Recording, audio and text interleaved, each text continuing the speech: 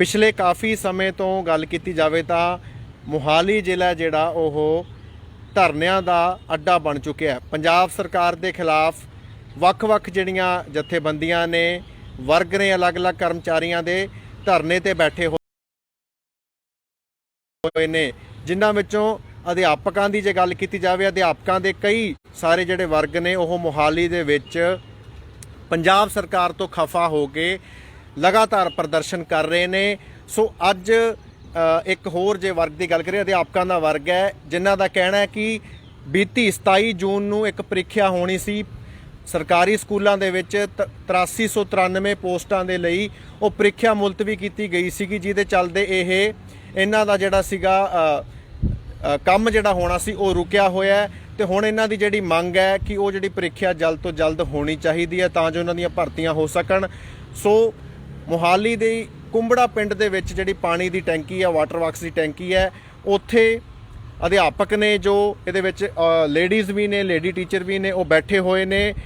ਤੇ ਇਹਨਾਂ ਨੇ ਸਾਫ਼ ਤੌਰ ਤੇ ਅੱਜ ਵਾਰਨਿੰਗ ਦੇ ਦਿੱਤੀ ਹੈ ਕਿ 15 ਅਗਸਤ ਨੂੰ ਪ੍ਰੋਗਰਾਮ ਜਿਹੜਾ ਹੋਊਗਾ, ਜਦੋਂ ਝੰਡਾ ਫਹਿਰਾਇਆ ਜਾਣਾ, ਉਦੋਂ ਤੱਕ ਜੇ ਇਹਨਾਂ ਨੂੰ ਲੈਟਰ ਜਾਰੀ ਨਾ ਕੀਤਾ ਗਿਆ ਸਰਕਾਰ ਵੱਲੋਂ ਤਾਂ ਇਹ ਸਾਰੇ ਦੇ ਸਾਰੇ ਇਸੇ ਟੈਂਕੀ ਤੋਂ ਛਾਲ ਮਾਰ ਦੇਣਗੇ। ਤੇ ਹੋਰ ਕੀ ਜਿਹੜੇ ਇਹਨਾਂ ਦੀਆਂ ਮੁੱਦੇ ਕੀ ਨੇ, ਗੱਲਬਾਤ ਕੀ ਹੈ, ਕਿਹੜੀ ਗੱਲਾਂ ਨੂੰ ਲੈ ਕੇ ਰੋਸ ਹੈ, ਗੱਲਬਾਤ ਕਰਨ ਦੀ ਕੋਸ਼ਿਸ਼ ਕਰਾਂਗੇ। ਸਤਿ ਸ਼੍ਰੀ ਅਕਾਲ ਜੀ, ਕੀ ਨਾਮ ਹੈ? ਮੇਰਾ ਨਾਮ ਗੁਰਪ੍ਰੀਤ ਗੁਰੀ ਹੈ ਜੀ। ਮੈਂ ਤਾਲਮੇਲ ਕਮੇਟੀ ਪੰਜਾਬ ਤੋਂ ਕਨਵੀਨਰ ਹਾਂ ਜੀ। ਤੇ ਤੁਸੀਂ ਦੱਸੋ ਗੁਰਪ੍ਰੀਤ ਜੀ, ਕੀ ਮੇਨ ਮੰਗਾਂ ਤੁਹਾਡੀਆਂ ਕੀ ਨੇ? ਜਿਹੜੀ ਤੁਸੀਂ ਭਰਤੀਆਂ ਜਿਹੜੀਆਂ ਹੋਣੀਆਂ ਸੀਗੀਆਂ, ਉਹ ਜਿਹੜਾ ਪੇਪਰ ਹੋਣਾ ਸੀਗਾ, ਉਹਦੇ ਬਾਰੇ ਦੱਸੋ ਕੀ ਸੀ ਤੇ ਹੁਣ ਉਹ ਕੰਮ ਅੜਿਆ ਕਿੱਥੇ ਪਿਆ? ਸਰ, ਅਸੀਂ ਪੰਜਾਬ ਦੇ ਸਰਕਾਰੀ ਸਕੂਲਾਂ ਵਿੱਚ ਸੇਵਾ ਨਿਭਾ ਰਹੇ ਹਾਂ ਪਿਛਲੇ 12 ਤੋਂ 18 ਸਾਲਾਂ ਤੋਂ। ਕਈ ਸਾਡੇ ਜੋ ਪਹਿਲਾਂ ਲੱਗੇ ਨੇ, ਕਈ ਬਾਅਦ 'ਚ। ਤੇ ਅਸੀਂ ਬਹੁਤ ਨਿਗੂਣੀਆਂ ਤਨਖਾਹਾਂ ਤੇ ਕੰਮ ਕਰ ਰਹੇ ਹਾਂ। 5 ਤੋਂ 6000, 7000, ਕਿਸੇ ਦੀ 8000। ਇੰਨੀਆਂ ਘੱਟ ਤਨਖਾਹਾਂ ਦੇ ਵਿੱਚ ਸਾਡਾ ਸ਼ੋਸ਼ਣ ਹੋ ਰਿਹਾ ਸਰਕਾਰਾਂ ਦੁਆਰਾ। ਸਮੇਂ ਦੀਆਂ ਸਰਕਾਰਾਂ ਨੇ ਸਾਡੀ ਕਦੇ ਸਾਰ ਨਹੀਂ ਲਈ ਹੈ। ਇਸ ਤੋਂ ਪਹਿਲਾਂ ਅਕਾਲੀ ਸਰਕਾਰ ਜੀ, ਉਦੋਂ ਵੀ ਅਸੀਂ 419 ਦਿਨ ਸੜਕ ਤੇ ਮੋਹਾਲੀ ਬੈਠੇ ਰਹੇ, ਸਾਡੀ ਕੋਈ ਸਾਰ ਨਹੀਂ ਲਈ ਗਈ। ਉਸ ਟਾਈਮ ਅੱਜ ਦੇ ਜਿਹੜੇ ਮੁੱਖ ਮੰਤਰੀ ਨੇ ਕੈਪਟਨ ਅਮਰਿੰਦਰ ਸਿੰਘ ਜੀ, ਉਸ ਟਾਈਮ ਓਪੋਜੀਸ਼ਨ 'ਚ ਹੁੰਦੇ ਸੀ, ਸਾਡੇ ਉਸ ਧਰਨੇ ਦੇ ਵਿੱਚ ਆਏ ਤੇ ਇਹਨਾਂ ਨੇ ਕਿਹਾ ਸੀ ਕਿ ਤੁਹਾਡੀ ਤਨਖਾਹ ਹੈ ਜਿਹੜੀ ਸਾਡੇ ਮਾਲੀ ਤੋਂ ਵੀ ਘੱਟ ਆ, ਵੀ ਤੁਹਾਡੀ ਹਾਲਤ ਬਹੁਤ ਖਰਾਬ ਆ। ਇਸ ਕਰਕੇ ਵੀ ਮੈਂ ਜਿਹੜੀ ਮੇਰੀ ਸਰਕਾਰ ਬਣਨ ਤੇ ਪਹਿਲੀ ਕੈਬਨਿਟ ਮੀਟਿੰਗ 'ਚ ਮਸਲਾ ਹੱਲ ਕਰੂੰਗਾ। ਪਰ ਸਰ, ਅੱਜ ਤੱਕ ਕਿਸੇ ਕੈਬਨਿਟ ਮੀਟਿੰਗ ਦੇ ਵਿੱਚ ਮਸਲਾ ਹੱਲ ਕਰਨ ਦੀ ਗੱਲ ਦੂਰ, ਸਾਡੀ ਕੋਈ ਗੱਲ ਵੀ ਨਹੀਂ ਹੋਈ ਹੈ। ਤੇ ਅਸੀਂ ਸਰਕਾਰ ਨਾਲ ਜੀ ਪਿਛਲੇ 3 ਸਾਲ ਤੋਂ ਰਾਬਤੇ 'ਚ ਸੀਗੇ ਤੇ ਸਰਕਾਰ ਨੇ ਸਾਨੂੰ ਇੱਕ ਸਿਸਟਮ ਦੱਸਿਆ ਕਿ ਤੁਹਾਡੀ ਜਿਹੜੀ ਭਰਤੀ ਹੈ ਇਸ ਢੰਗ ਨਾਲ ਰੈਗੂਲਰ ਹੋ ਸਕਦੀ ਆ। ਉਹਨਾਂ ਨੇ ਸਾਨੂੰ ਦਿੱਲੀ ਇਗਨੋ ਯੂਨੀਵਰਸਿਟੀ ਤੋਂ DEC ਦਾ ਕੋਰਸ ਕਰਨ ਲਈ ਕਿਹਾ ਸੀ, ਜੋ ਅਸੀਂ ਸਾਰਿਆਂ ਨੇ ਤਕਰੀਬਨ ਕਰ ਲਿਆ। ਤੇ ਉਹ ਕੋਰਸ ਕਰਨ ਤੋਂ ਬਾਅਦ ਜਿਹੜੀ ਸਾਡੀ ਪ੍ਰੀਖਿਆ ਹੋਣੀ ਸੀ, ਉਸ ਵਿੱਚ ਸਾਨੂੰ ਰੈਗੂਲਰ ਹੋਣ ਦੀ ਬਿਲਕੁਲ ਆਸ ਸੀ। ਉਹ ਪ੍ਰੀਖਿਆ 27 ਜੂਨ ਨੂੰ ਹੋਣੀ ਸੀ ਜੀ। ਤੇ ਉਸ ਤੋਂ ਬਾਅਦ ਪ੍ਰੀਖਿਆ ਤੋਂ ਬਿਲਕੁਲ 10 ਦਿਨ ਪਹਿਲਾਂ ਕਿਸੇ ਕਾਰਨ ਸਰਕਾਰ ਨੇ ਪ੍ਰੈਸ਼ਰ ਵਿੱਚ ਆ ਕੇ ਉਹ ਪੇਪਰ ਰੱਦ ਕਰ ਦਿੱਤਾ। ਤੇ ਜਿਸ ਕਰਕੇ ਸਾਡਾ ਸਾਰਿਆਂ ਦਾ ਭਵਿੱਖ ਧੁੰਦਲਾ ਲੱਗਦਾ, ਕਿਉਂਕਿ ਕਰੋਨਾ ਦੀ ਤੀਜੀ ਵੇਵ ਵੀ ਬਿਲਕੁਲ ਸਿਰ ਤੇ ਖੜੀ ਆ ਤੇ ਜਿਹੜਾ ਚੋਣ ਜਾਬਤਾ ਉਹ ਵੀ ਬਿਲਕੁਲ ਨੇੜੇ ਆਉਂਦਾ ਜਾ ਰਿਹਾ। ਤੇ ਸਰਕਾਰਾਂ ਤੋਂ ਕੋਈ ਉਮੀਦਾਂ ਨਹੀਂ ਹੈਗੀਆਂ ਕਿ ਸਾਡੀ ਗੱਲ ਨੂੰ ਗੰਭੀਰਤਾ ਨਾਲ ਲੈਣਗੀਆਂ। ਤੇ ਅਸੀਂ ਬਾਰ-ਬਾਰ ਸਰਕਾਰ ਨਾਲ ਰਾਬਤਾ ਕੀਤਾ, ਪਰ ਸਾਡੀ ਕੋਈ ਗੱਲ ਨਹੀਂ ਸੁਣੀ ਜਾ ਰਹੀ। ਅੱਜ ਤੋਂ 2-3 ਦਿਨ ਪਹਿਲਾਂ ਜੀ ਅਸੀਂ ਇੱਥੇ ਬੇਰਕਾ ਚੌਂਕਾ ਉਹ ਵੀ ਜਾਮ ਕੀਤਾ ਤੇ ਰੋਸ ਪ੍ਰਦਰਸ਼ਨ ਕੀਤਾ, ਜਿੱਥੇ ਸਾਡੇ ਦੇ ਨਾਲ ਖਿੱਚਤੂ ਵੀ ਹੋਈ ਪੁਲਿਸ ਵੱਲੋਂ। ਤੇ ਉਸ ਤੋਂ ਬਾਅਦ ਸਾਨੂੰ ਸਿੱਖਿਆ ਮੰਤਰੀ ਜੀ ਨਾਲ ਮੀਟਿੰਗ ਮਿਲੀ ਸੀ, ਪਰ ਸਾਨੂੰ ਕੋਈ ਪੱਖੀ ਹੁੰਗਾਰਾ ਨਹੀਂ ਮਿਲ ਰਿਹਾ ਸਾਡੇ ਮਸਲੇ ਨੂੰ ਹੱਲ ਕਰਨ ਲਈ। ਸਾਡੀ ਇੱਕੋ ਇੱਕ ਮੰਗ ਹੈ ਜੀ, ਜਿਹੜੀ 8393 ਦੀ ਪ੍ਰੀਖਿਆ ਮੁਲਤਵੀ ਕੀਤੀ ਆ, ਉਹਦਾ ਜਲਦੀ ਤੋਂ ਜਲਦੀ ਟੈਸਟ ਅਨਾਉਂਸ ਕੀਤਾ ਜਾਵੇ। ਆਜ਼ਾਦੀ ਦਿਵਸ ਦੀਆਂ ਗੱਲਾਂ ਕਰਦੇ ਆ, ਆਪਾਂ ਕਹਿੰਦੇ ਵੀ ਆਜ਼ਾਦੀ ਦਿਵਸ ਹੈ ਇਹ, ਤੇ ਕਹਿਣ ਨੂੰ ਜ਼ਰੂਰ ਆਪਾਂ ਝੰਡੇ 'ਚ ਲਹਿਰਾ ਦਿੰਦੇ, ਇੱਕ ਦਿਨ ਲਈ ਝੰਡੇ ਲਹਿਰਾ ਦਿੰਦੇ ਆ, ਪਰ ਅਸਲੀਅਤ ਦੇ ਵਿੱਚ ਕੁਝ ਹੋ ਰਿਹਾ। ਲੋਕ ਗੁਲਾਮ ਬਣੇ ਪਏ ਨੇ ਜੀ। ਅਲੱਗ-ਅਲੱਗ ਵਿਭਾਗਾਂ ਦੇ ਵਿੱਚ ਕੱਚੇ ਮੁਲਾਜ਼ਮ ਕੰਮ ਕਰ ਰਹੇ ਨੇ, ਜੋ ਸ਼ੋਸ਼ਣ ਦਾ ਸ਼ਿਕਾਰ ਹੋ ਰਹੇ ਨੇ। ਨਾ ਤਾਂ ਉਹ ਆਪਣੇ ਪਰਿਵਾਰ ਨੂੰ ਚੰਗੀ ਤਰ੍ਹਾਂ ਪਾਲ ਸਕਦੇ ਨੇ, ਨਾ ਹੀ ਇੰਨੀ ਘੱਟ ਤਨਖਾਹ ਦੇ ਵਿੱਚ ਉਹ ਆਪਣਾ ਗੁਜ਼ਾਰਾ ਕਰ ਸਕਦੇ ਨੇ।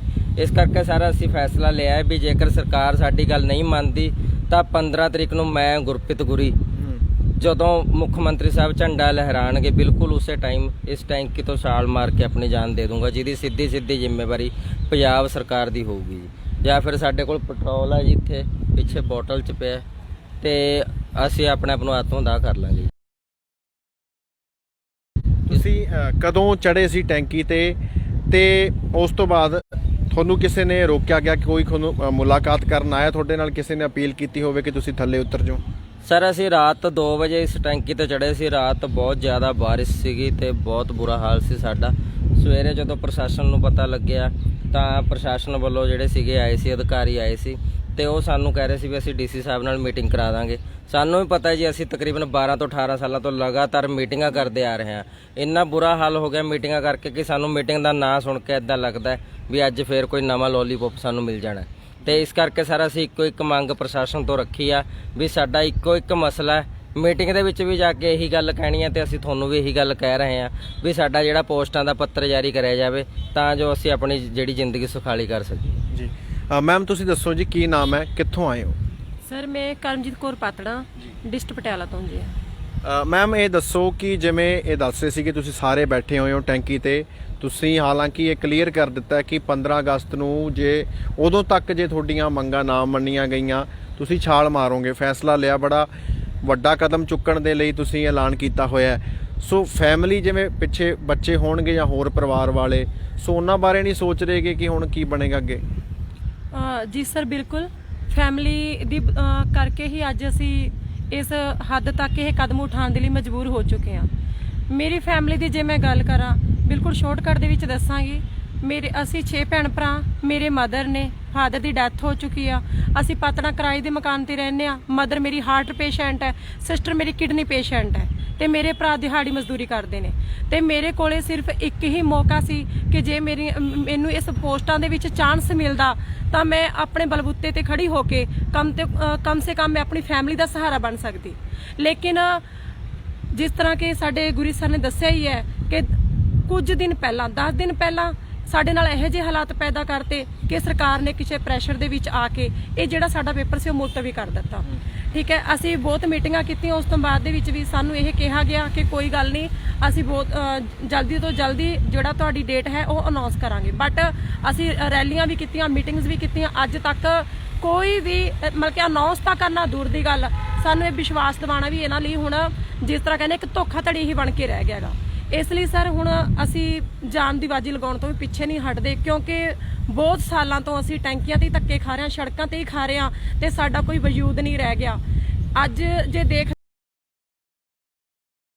ਹਾਂ, ਬੇਰੁਜ਼ਗਾਰੀ ਇੰਨੀ ਵੱਧ ਚੁੱਕੀ ਹੈ ਕਿ ਜਿਹੜੀ ਸਰਕਾਰ ਬਾਹਰ ਜਾ ਕੇ ਨਾਅਰੇ ਲਗਾਉਂਦੀ ਹੈ, ਲੋਕੀ ਕਹਿੰਦੇ ਨੇ ਕਿ ਅਸੀਂ ਇੰਨੇ ਅਧਿਆਪਕ ਪੱਕੇ ਕਰਤੇ, ਇੰਨੇ ਅਧਿਆਪਕ ਸਕੂਲਾਂ ਦੇ ਵਿੱਚ ਭਰਤੀ ਕਰਤੇ। ਤਾਂ ਅਸੀਂ ਪੁੱਛਣਾ ਚਾਹੁੰਦੇ ਆਂਗੇ ਕਿ ਜਿਨ੍ਹਾਂ ਨੇ ਅਸੀਂ ਕਮ ਸੇ ਕਮ ਜ਼ਿਆਦਾ ਨਹੀਂ ਕਹਾਂਗੇ 18 ਠੀਕ ਹੈ 20 ਸਾਲ ਆਪਣੀ ਜ਼ਿੰਦਗੀ ਦੇ ਕੀਮਤੀ ਸਾਲ ਅਸੀਂ ਡਿਪਾਰਟਮੈਂਟ ਨੂੰ ਦਿੱਤੇ, ਕਿ ਉਹਨਾਂ ਦਾ ਫਰਜ਼ ਨਹੀਂ ਬਣਦਾ ਕਿ ਸਾਨੂੰ ਪਹਿਲ ਦੇ ਆਧਾਰ ਤੇ ਬਿਨਾਂ ਕਿਸੇ ਸ਼ਰਤ ਤੋਂ ਪੱਕਾ ਕਰਨ। ਤੇ ਸਾਨੂੰ ਇੱਕ ਇੰਨਾ ਵਧੀਆ ਮੌਕਾ ਮਿਲਿਆ ਸੀਗਾ ਕਿ ਅਸੀਂ ਪੱਕੇ ਹੋ ਸਕਦੇ ਹਾਂ, ਲੇਕਿਨ ਹੁਣ ਵੀ ਗਵਰਨਮੈਂਟ ਨੇ ਸਾਨੂੰ ਜਿਹੜਾ ਇਹ ਮੌਕਾ ਸੀਗਾ ਸਾਡੇ ਤੋਂ ਖੋਹ ਲਿਆ। ਹੁਣ ਸਾਡੇ ਤੁਸੀਂ ਆਪ ਹੀ ਦੱਸੋ ਕਿ ਸਾਡੇ ਲਈ ਕੀ ਬਚਦਾ ਪਿੱਛੇ। ਜੀ ਮੈਮ ਇਹ ਦੱਸੋ, ਜਿਵੇਂ ਤੁਸੀਂ ਗੱਲ ਜਿਹੜੀ ਪ੍ਰੀਖਿਆ ਦੀ ਗੱਲ ਕਰ ਰਹੇ ਹੋ, ਪੰਜਾਬ ਸਕੂਲ ਐਜੂਕੇਸ਼ਨ ਬੋਰਡ ਦੇ ਬਾਹਰ ਜਿਹੜੇ ਕੱਚੇ ਟੀਚਰ ਨੇ, ਕੱਚੇ ਮੁਲਾਜ਼ਮ ਨੇ, ਉਹ ਤਕਰੀਬਨ 2 ਮਹੀਨਿਆਂ ਤੋਂ ਧਰਨੇ ਤੇ ਬੈਠੇ ਨੇ। ਉਹਨਾਂ ਦੀ ਸ਼ੁਰੂ ਤੋਂ ਜੱਦੋਜਹਿਦ ਇਹ ਸੀ ਕਿ ਇਹ ਪ੍ਰੀਖਿਆ ਰੱਦ ਹੀ ਕੀਤੀ ਜਾਵੇ, ਉਹਨਾਂ ਦੀਆਂ ਭਰਤੀਆਂ ਸਿੱਧੀਆਂ ਹੋਣ। ਸੋ ਅਧਿਆਪਕਾਂ ਦਾ ਇੱਕ ਵਰਗ ਇਹ ਕਹਿ ਰਿਹਾ ਕਿ ਪ੍ਰੀਖਿਆ ਹੋਣੀ ਚਾਹੀਦੀ ਹੈ, ਤੁਸੀਂ ਜਿਵੇਂ ਕਹਿ ਰਹੇ ਹੋ। ਦੂਸਰੇ ਪਾਸੇ ਉਹ ਵਰਗ ਕਹਿ ਰਿਹਾ ਕਿ ਇਹ ਰੱਦ ਹੋਣੀ ਚਾਹੀਦੀ ਹੈ, ਪ੍ਰੀਖਿਆ ਦੀ ਕੋਈ ਲੋੜ ਨਹੀਂ, ਸਿੱਧੀਆਂ ਭਰਤੀਆਂ ਕੀਤੀਆਂ ਜਾਣ। ਸੋ ਇਹ ਤੁਹਾਡੇ ਵਿੱਚ ਹੀ ਧੜੇਬੰਦੀ ਜਿਹੜੀ ਹੈ ਇਹ ਕਿਉਂ ਬਣ ਰਹੀ ਹੈ? ਅਜੇ ਅਧਿਆਪਕ ਇਕੱਠੇ ਹੋ ਕੇ ਚੱਲਦੇ ਤਾਂ ਲੱਗਦਾ ਨਹੀਂ ਸਰਕਾਰ ਤੇ ਜ਼ਿਆਦਾ ਪ੍ਰੈਸ਼ਰ ਪੈਣਾ ਸੀ। ਬਿਲਕੁਲ ਸਰ, ਮੈਂ ਤੁਹਾਡੀ ਗੱਲ ਨਾਲ ਬਿਲਕੁਲ ਸਹਿਮਤ ਹਾਂ। ਇਹ ਗੱਲ ਬਿਲਕੁਲ ਸਹੀ ਹੈ। ਜਿਸ ਤਰ੍ਹਾਂ ਕਿ ਸਾਡੀ ਤਾਲਮੇਲ ਕਮੇਟੀ ਬਣੀ ਹੋਈ ਹੈ, ਅਸੀਂ ਲਗਾਤਾਰ 4 ਸਾਲਾਂ ਤੋਂ ਡਿਪਾਰਟਮੈਂਟ ਦੇ ਨਾਲ ਰਾਬਤਾ ਕਰ ਰਹੇ ਸੀਗੇ, ਇਸ ਦੇ ਪ੍ਰਤੀ ਰਾਬਤਾ ਕਰ ਰਹੇ ਸੀਗੇ। ਇਹ ਜਿਹੜੀਆਂ ਪੋਸਟਾਂ ਸੀਗੀਆਂ ਤੇ ਸਾਨੂੰ ਪਤਾ ਸੀ ਕਿ ਸਰਕਾਰ ਨੇ ਸਾਡੇ ਲਈ ਕੱਢੀਆਂ ਨੇਗੀਆਂ ਤੇ ਅਸੀਂ ਉਸ ਅਕੋਰਡਿੰਗ 27 ਤਰੀਕ ਨੂੰ ਜੇ ਸਾਡਾ ਪੇਪਰ ਹੋ ਜਾਂਦਾ ਤਾਂ ਸਾਡੇ ਮੋਸਟਲੀ ਜਿਹੜੇ ਕੱਚੇ ਅਧਿਆਪਕ ਸੀਗੇ ਉਹਨਾਂ ਲਈ ਇਹ ਰਾਹ ਜਿਹੜਾ ਹੈਗਾ ਸੀ ਇਹ ਪੱਧਰਾ ਹੋਣਾ ਸੀਗਾ।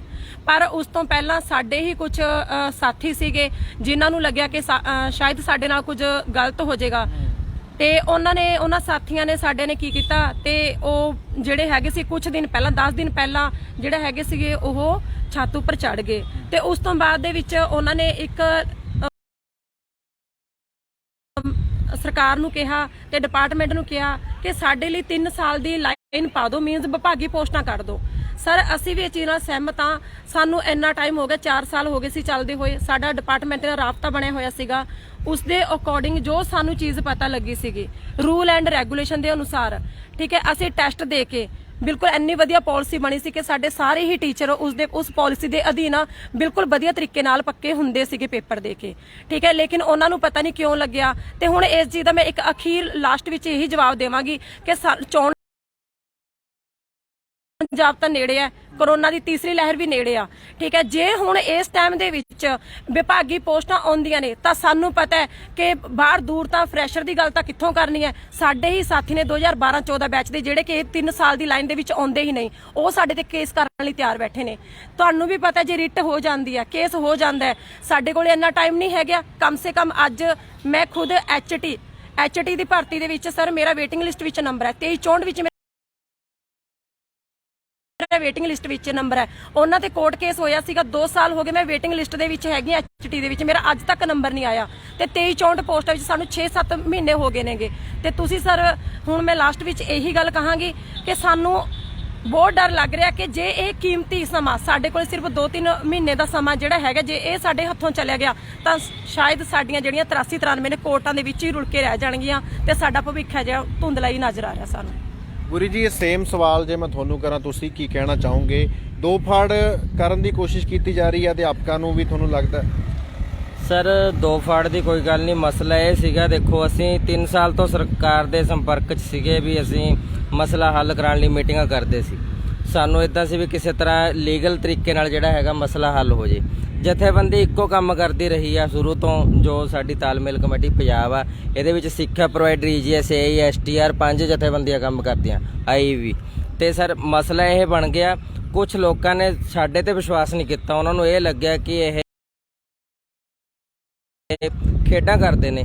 ਜਦੋਂ ਅਸੀਂ ਕਿਹਾ ਵੀ ਤੁਸੀਂ ਦਿੱਲੀ ਦਾ DEC ਦਾ ਕੋਰਸ ਕਰ ਲਓ, ਤਕਰੀਬਨ 1500 ਬੰਦੇ ਇਦਾਂ ਦੇ ਨੇ ਜਿਹੜਿਆਂ ਨੇ ਸੋਚਿਆ ਵੀ ਪ੍ਰਧਾਨ ਤਾਂ ਇਦਾਂ ਹੀ ਕਹਿੰਦੇ ਨੇ, ਤੇ ਸਾਡੇ ਨਾਲ ਵਿਸ਼ਵਾਸ ਕਰਕੇ ਉਹਨਾਂ ਨੇ ਕੋਰਸ ਹੀ ਨਹੀਂ ਕੀਤਾ।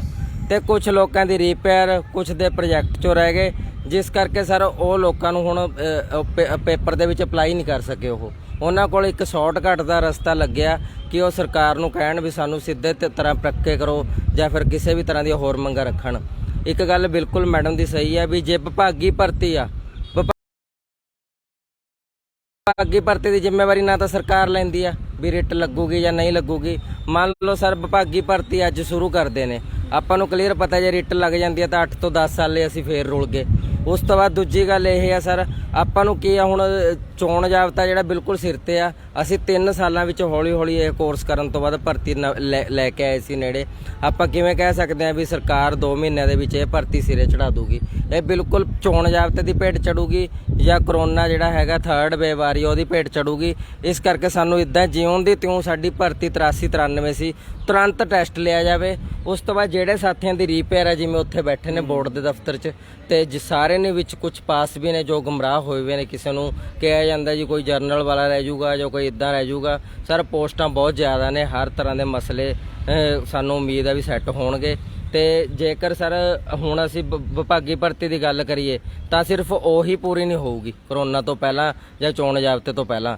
ਪਰ ਅਸੀਂ ਤਾਂ ਇਹ ਕਹਿ ਰਹੇ ਹਾਂ ਨਾ ਵੀ ਸਾਡਾ ਟੈਸਟ ਲਾਓ ਤੁਸੀਂ, ਨਾਲ ਦੀ ਨਾਲ ਤੁਸੀਂ ਰਿਜ਼ਲਟ ਕੱਢ ਕੇ ਸਾਨੂੰ ਜਿਹੜੇ ਨੇ ਹੈਗੇ ਆਰਡਰ ਦੇਣ ਤੋਂ ਬਾਅਦ 10 ਦਿਨ ਦੇ ਅੰਦਰ ਅੰਦਰ ਅਗਲੀ ਭਰਤੀ ਕੱਢੋ, ਜਿਹਦੇ ਵਿੱਚ ਰੀਪੇਅਰ ਵਾਲੇ ਜਾਂ ਜਿਨ੍ਹਾਂ ਨੂੰ ਕਿਸੇ ਤਰ੍ਹਾਂ ਅਪਲਾਈ ਨਹੀਂ ਕੀਤਾ ਉਹਨਾਂ ਨੂੰ ਮੌਕਾ ਦਿੱਤਾ ਜਾਵੇ। ਉਸ ਤੋਂ ਬਾਅਦ ਤੀਜੀ ਮੰਗ ਸਰਕਾਰ ਤੋਂ ਸਾਡੀ ਇਹ ਆ ਵੀ ਜਿਹੜੇ ਸਾਥੀਆਂ ਨੇ ਅਜੇ ਤੱਕ ਕੋਰਸ ਹੀ ਨਹੀਂ ਸ਼ੁਰੂ ਕੀਤਾ ਉਹਨਾਂ ਦੇ ਲਈ ਤਨਖਾਹ ਵਾਧਾ। ਅਸੀਂ ਸਾਰੇ ਸਾਥੀਆਂ ਨੂੰ ਬਰਾਬਰ ਲੈ ਕੇ ਚੱਲ ਰਹੇ ਹਾਂ, ਸਾਡੇ ਵਿੱਚ ਕੋਈ ਦੋ ਫਾੜ ਵਾਲੀ ਇਦਾਂ ਦੀ ਕੋਈ ਗੱਲ ਨਹੀਂ ਹੈਗੇ ਸਾਡੇ ਭੈਣ ਭਰਾ ਹੀ ਨੇ ਉਹ, ਪਰ ਉਹ ਸੋਚ ਸਮਝ ਤੋਂ ਨਹੀਂ ਕੰਮ ਕਰ ਰਹੇ।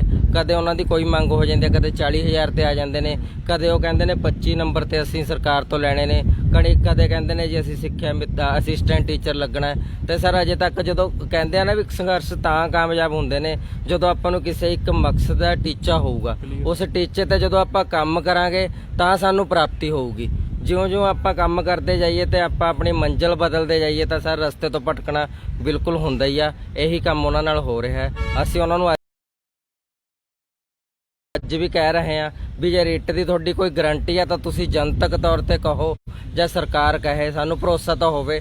ਸਰ ਅਸੀਂ 6 ਵਕੀਲਾਂ ਨੂੰ ਮਿਲ ਚੁੱਕੇ ਹਾਂ, ਇੱਕ ਰਿਟਾਇਰਡ ਜੱਜ ਨੂੰ ਮਿਲ ਚੁੱਕੇ ਹਾਂ, ਤੇ ਉਹਨਾਂ ਨੇ ਕਲੀਅਰ ਕੱਟ ਕਿਹਾ ਵੀ ਤੁਹਾਡੀ ਉਮਰ 58 ਸਾਲ ਦੀ ਹੋ ਜੂ ਪਰ ਰਿਟ ਨਹੀਂ ਟੁੱਟਣੀ ਹੈਗੀ। ਦੂਜੇ ਅਸੀਂ ਇੱਕ ਗੱਲ ਕਰਦੇ ਆ, ਜੇਕਰ ਧਰਨੇ ਵਾਲੇ ਜਾਂ ਸਰਕਾਰ ਰਿਟ ਦੀ ਜ਼ਿੰਮੇਵਾਰੀ ਲੈਂਦੀ ਆ ਤਾਂ ਸਾਨੂੰ ਕੋਈ ਐਸਾ ਵਕੀਲ ਦਿਖਾ ਦੇਣ ਜਿਹੜਾ ਇਹਦੀ ਜ਼ਿੰਮੇਵਾਰੀ ਲੈਂਦਾ ਵੀ ਰਿਟ ਲੱਗੇ ਨਹੀਂ ਸਕਦੀ। ਜੀ ਤੁਸੀਂ ਦੱਸੋ ਜੀ ਕੀ ਨਾਮ ਹੈ? ਤੇ ਮੈਂ ਸਵਾਲ ਤੁਹਾਡੇ ਤੋਂ ਇਹ ਕਰੂੰਗਾ, ਜਿਵੇਂ ਇਹ ਦੱਸ ਰਹੇ ਸੀਗੇ ਡਰ ਇਹ ਹੈਗਾ ਕਿ ਤੀਜੀ ਜਿਹੜੀ ਲਹਿਰ ਹੈ ਕਰੋਨਾ ਦੀ, ਉਹ ਕਹਿ ਰਹੇ ਉਹ ਵੀ ਆ ਸਕਦੀ ਹੈ, ਫਿਰ ਤੋਂ ਪ੍ਰਭਾਵਿਤ ਹੋ ਸਕਦੇ ਸਾਰੇ ਕੰਮ। ਨਾਲ ਅਗਲੇ ਸਾਲ ਚੋਣਾਂ ਨੇ, ਬਹੁਤ ਥੋੜਾ ਸਮਾਂ ਰਹਿ ਚੁੱਕਿਆ, ਚੋਣ ਜਾਬਤਾ ਲੱਗ ਜੂਗਾ। ਕਾਫੀ ਸਾਰੀਆਂ ਜੇ ਹੋਰ ਵੀ ਅਧਿਆਪਕਾਂ ਤੋਂ ਇਲਾਵਾ ਵੀ ਬਹੁਤ ਸਾਰੀਆਂ ਜਥੇਬੰਦੀਆਂ ਨੇ, ਮੁਲਾਜ਼ਮਾਂ ਦੇ ਵਰਗ ਨੇ, ਉਹ ਆਪਣੀਆਂ ਮੰਗਾਂ ਨੂੰ ਲੈ ਕੇ ਡਟੇ ਹੋਏ ਨੇ। ਤੁਹਾਨੂੰ ਲੱਗਦਾ ਕਿ ਇੰਨਾ ਸਾਰਾ ਜਿਹੜਾ ਮਤਲਬ ਇੰਨੀਆਂ ਜ਼ਿਆਦਾ ਮੰਗਾਂ ਨੇ ਲੋਕਾਂ ਦੀਆਂ ਤੇ ਸਮਾਂ ਘੱਟ ਹੈ, ਸੋ ਕਿਤੇ ਸਾਰੀਆਂ ਨਾ ਵਿੱਚ ਰੁਲ ਜਾਣ ਤੁਹਾਡੀਆਂ? ਹਾਂਜੀ, ਮੇਰਾ ਨਾਮ ਅਮਨਦੀਪ ਸਿੰਘ ਹੈ। ਸਾਨੂੰ ਸਰ ਇਸੇ ਡਰਨ ਕਾਰਨ ਹੀ ਸਾਨੂੰ ਇਹ ਮਜਬੂਰੀ ਕਦਮ ਚੁੱਕਣਾ ਪਿਆ ਟੈਂਕੀ ਵਾਲਾ, ਤੇ ਸਾਨੂੰ ਨਾਲ ਦੇ ਸਾਥੀਆਂ ਤੇ ਭਰੋਸਾ ਨਹੀਂ ਰਿਹਾ ਜੋ ਇੱਧਰ ਵਿਭਾਗ ਵਾਲਾ ਸਾਨੂੰ ਲਿਜਾ ਰਹੇ ਆ। ਇਸੇ ਕਾਰਨ ਅਸੀਂ ਟੈਂਕੀ ਤੇ ਆਏ ਆ ਤੇ ਸਰਕਾਰ ਨੂੰ ਸਾਡੇ ਹੱਥ ਜੋੜ ਕੇ ਇਹੀ ਬੇਨਤੀ ਹੈ ਵੀ ਸਾਡਾ ਪੇਪਰ ਦੀ ਮਿਤੀ ਜਲਦੀ ਅਨਾਉਂਸ ਕੀਤੀ ਜਾਵੇ ਤਾਂ ਕਿ ਅਸੀਂ ਆਪਦੀ ਆਉਣ ਵਾਲੀ ਜ਼ਿੰਦਗੀ ਵਧੀਆ ਢੰਗ ਨਾਲ ਜੀ ਸਕੀਏ। ਸੋ 15 ਅਗਸਤ ਤੱਕ ਹੁਣ ਤੁਸੀਂ ਸਾਰੇ ਇੱਥੇ ਹੀ ਬੈਠੇ ਰਹੋਗੇ? ਹਾਂਜੀ, ਜਿੰਨਾ ਚਿਰ ਸਾਡਾ ਸਰਕਾਰ ਪੇਪਰ ਦੀ ਤਰੀਕ ਨਹੀਂ ਅਨਾਉਂਸ ਕਰਦੀ ਉਹਨਾਂ ਚਿਰ ਅਸੀਂ ਟੈਂਕੀ ਤੇ ਰਵਾਂਗੇ। ਠੀਕ ਹੈ ਜੀ, ਸ਼ੁਕਰੀਆ ਜੀ। ਹਾਂਜੀ ਮੈਮ। ਸਰ 15 ਅਗਸਤ ਤੱਕ ਅਸੀਂ ਇੱਥੇ ਬੈਠੇ ਹਾਂ, ਲੇਕਿਨ ਸਾਡੀ ਯੂਨੀਅਨ ਵੱਲੋਂ ਹੋ ਸਕਦਾ ਸਾਡੇ ਕਿਸੇ ਸਾਥੀ ਵੱਲੋਂ ਵੀ ਕੋਈ ਗੁਪਤ ਐਕਸ਼ਨ ਵੀ ਕੀਤੇ ਜਾ ਸਕਦੇ ਨੇ। ਜੀ ਸਰ ਮੈਂ ਕਹਿਣਾ ਚਾਹੁੰਦਾ ਕਿ ਤੁਸੀਂ ਸਾਡੀ ਆਵਾਜ਼ ਨੂੰ ਚੁੱਕਣ ਲਈ ਇੰਨੀ ਉਚਾਈ ਤੇ ਆ ਕੇ ਸਾਡੀ ਗੱਲ ਕਰ ਰਹੇ ਹੋ।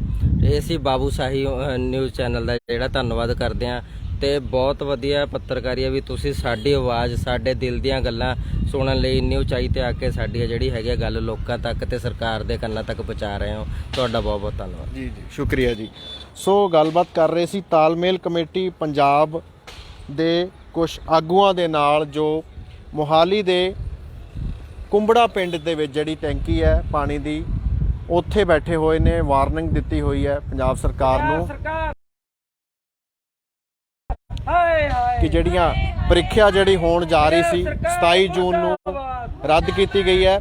ਸੋ ਜਲਦ ਤੋਂ ਜਲਦ ਇਹਨਾਂ ਦੀ ਮੰਗ ਹੈ ਕਿ ਜਿਹੜੀ ਪ੍ਰੀਖਿਆ ਉਹ ਲਈ ਜਾਵੇ ਤੇ ਭਰਤੀਆਂ ਜਿਹੜੀਆਂ ਉਹ ਜਲਦ ਤੋਂ ਜਲਦ ਇਹਨਾਂ ਦੀਆਂ ਕੀਤੀਆਂ ਜਾਣ। ਮੋਹਾਲੀ ਤੋਂ ਕੈਮਰਾਮੈਨ ਆਕਾਸ਼ਦੀਪ ਦੇ ਨਾਲ ਹਰਸ਼ਬਾਬ ਸਿੰਘ ਸਿੱਧੂ, ਬਾਬੂ ਸ਼ਾਹੀ ਟਾਈਮਸ।